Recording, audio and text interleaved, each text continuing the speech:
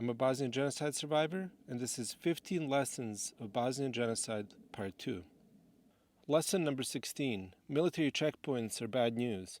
At the beginning of Bosnian genocide, suddenly, seemingly out of nowhere, military checkpoints started to pop up everywhere. These were usually done by Serb paramilitaries or Serbian army or sometimes the Yugoslav National Army as means of restricting freedom of movement for Bosniaks and Croats in Bosnia, creating in some areas of the country kill zones in which people were trapped and then they had to await their fate as Serbian extremists went village to village, killing, murdering, raping, and displacing everybody. Lesson 17. If the military ever shows up unannounced and starts setting up camp or some kind of a mysterious military installation or some other kind of fuckery, expect something terrible is coming. For example, in the little village of Žulja, near Nevesinje, in 1991, a full year before Bosnian genocide started, Yugoslav National Army and other kinds of creepy figures rolled in and set up camps all over the area. Turns out this was a strategic location from which they were going to attempt to genocide the Mostar region of Bosnia. The local villagers knew something was wrong and they felt nervous, but they didn't panic nearly as much as they should have. When something like that shows up and nobody's answering any questions and they appear threatening, at times violent, you need to take that seriously and get the hell out of there. Lesson number 18. If any kind of an apartheid system starts setting up by one group over another, one ethnicity over another, expect much worse things are coming. In many regions of Bosnia where Serbs took control as early as 1991, they quickly started to marginalize non-Serbs. So Bosniaks and Croats were fired from their jobs, they were demoted, they were put under house arrest, and so on. This is a very clear signal that things will escalate. Things never just stop at the apartheid. Things will go from there. Once one marginalized group is put under apartheid, others will be, and eventually that apartheid will escalate into genocide. Number 19, if you're ever told to report for quote-unquote questioning, don't go. In Bosnia in 1992, Serb extremists had full list of all Bosniak and all Croatian civilians in different villages and towns around the country. And when they would roll in, they would ask all men usually to come and report for questioning. And in most cases, those men were then imprisoned, murdered, tortured, displaced. So in other words, if anybody rolls into town or village asking for you to report for questioning, run. Sometimes fight, but usually run. Lesson number 20. If extremists roll into your town and they start separating men from women, that usually means that men will be taken and murdered or they'll be taken and imprisoned, so then women will be attacked and would be usually without defense. So as soon as you hear men are being separated from women, assume that either the men or the women or both will be dead, and therefore fight or run immediately. Lesson number 21. If you actually are able to escape to safety, do not be lured back by extremists to your house under the pretenses that everything's going to be fine, that you're not going to be harmed. Usually what this meant in Bosnia is they wanted people back so they can rob them of their valuables. And then they can rape, murder, torture, and displace them, meaning they wanted to enact their sick fantasies on people. Unfortunately, a particularly egregious example of this was when a lot of the civilians of the town of Visegrad went to safety to the town of Gorazde, and then they were lured back under the pretenses that unless they come back, they're going to lose their jobs. Of course, they were never going to get their jobs, but people actually believed that they had to go back and then things are going to be normal. Well, when they went back, women were put into rape camps, men were murdered, people were taken on bridges with their throats cut and thrown into the river. So in other words, when you're somewhere safe, do not go back where you came from. Number 22, if dehumanizing propaganda is being run against a group, that group should assume that it'll escalate to genocide. So, for example, Serb propaganda in Prijedor was spreading rumors that Bosnian doctors were forcibly aborting Serb women's babies. There was no proof of that, but that was one of the propaganda points they were pushing. They also said the Muslim Mujahideen Green Berets were getting ready to attack everybody, to rape all the women, to torture all the men.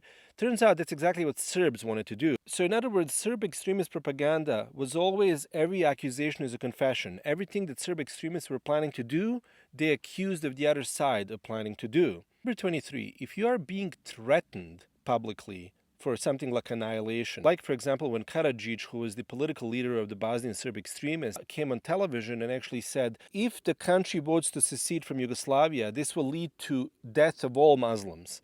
Well, at that time, a lot of people didn't believe him. They should have believed him, because if they believed him and knew this was coming, then measures would have been taken to make this a lot harder to pull off for Serb extremists. They would not have allowed him to park tanks and other weaponry around town at ease.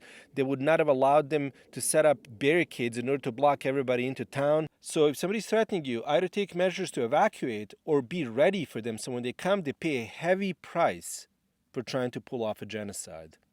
Lesson number 24. Bluffing a threat is better than not being threatening at all. So, for example, in the town of Visegrad, there was a guy called Murat Shabanovic, and he took over with a group of men the local dam on the river Drina, and he proceeded to threaten to blow it up. He actually didn't have any explosive. He had no means of blowing it up. But the fact that he threatened caused panic. So that bluff may have actually bought some time for some civilians to be able to run up into the forests and the mountains and avoid genocide. So therefore, bluffing is better than non-bluffing. If you can do anything to disrupt a genocide, do it, because it may buy you or somebody else some time to be able to run away.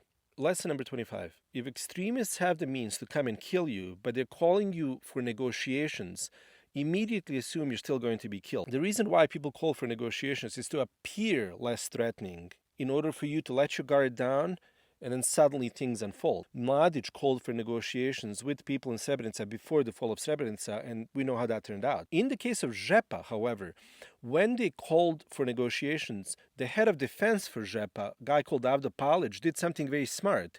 He used that opportunity to tell the people in the village, as soon as I step out to go negotiate, you run. But this was because he knew he was sacrificing himself, and he was maybe buying the time to the village to run. So lesson number 26 is a very important one.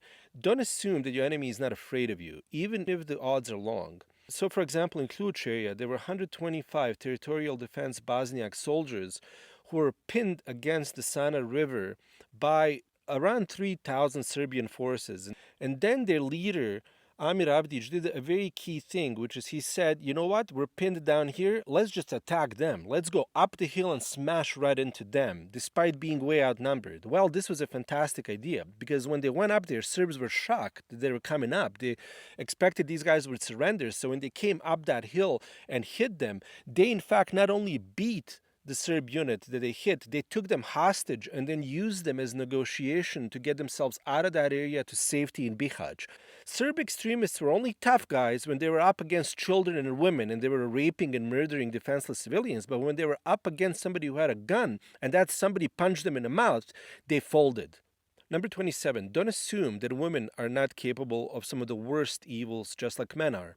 In the case of Brčko in a Luka concentration camp, Monika Karan Ilic, who was the girlfriend of the camp commander, she did things like stab men with broken bottles and rip their stomachs apart. She sexually assaulted and castrated men. She poured acid on men. And in the case of Jadranka Zdralo, she actually sexually assaulted and abused women that were being raped by other men, and then she was organizing the rape and then hitting women and holding them down while they were being raped. So in other words, women are absolutely capable of evils. Seeing one in an extremist unit and thinking she's going to be nicer to me or maybe she'll help me is probably not going to happen. In fact, a lot of them ended up things worse than some of the men. Lesson number 28, sometimes defying the orders to stop a military operation is better than actually following through on those orders. Like in the case of Sana 95 attack by the 5th Corps of the Bosnian Army, they had an opportunity to liberate the towns of Prijedor and Banja Luka, but they stopped because they were under threat. They should not have stopped. I mean, most of them now agree, 30 years later, they should have just kept going and suffered any kind of consequences that would have come of that. Number 29, sometimes swimming into another country is better than trying to reach safe areas of your own. In the cases of Srebrenica and Žepa, some people that decided to swim across River Drina into Serbia actually were saved by doing so, whereas the others, which ran the other way and tried to make their way through the mountains, were killed. Lesson number 30. If camouflage masked men enter your bus or enter your train and say we're taking these people off, assume that those people are being taken for torture, rape, and murder. In the case of Strpci and Sjeverin massacres, where masked men appeared on a train and a masked man appeared on a bus, everybody was very compliant. But if they had tried to overpower those people that came to pick them up, they may have had a chance. Because they complied, they went straight to their deaths. So there you go. That was 15 lessons of Bosnian Genocide Part 2. So try to remember these things, and if God forbid time comes for you to use the knowledge, be brave.